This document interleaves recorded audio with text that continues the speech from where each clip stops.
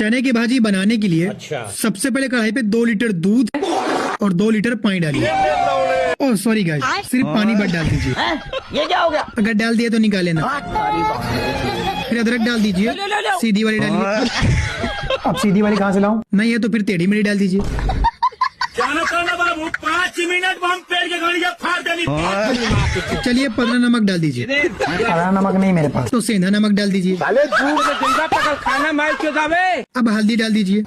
नहीं हल्दी मत डालिए, नहीं भाजी पीली पड़ जाएगी। ये क्या सुन रहा हूँ मैं? निकाल लीजिए। साले को बम से उड़ा दूंगा एक बार हाथ में आ जाए तो। अब चने की भाजी डालने से पहले पूछ लीजिए कि वो औरत है कि आदमी। आप आदमी हो कि औरत? बीड़ी लो बीड़ी बीड़ी दे तब बताऊँ। अब मलाई डाल दीजिए। मलाई नहीं है मेरे पास। तो फिर अपने पापा का 1 गिलास मिल्क डाल दीजिए। मेरा लड़की जी ऐसी जिंदगी।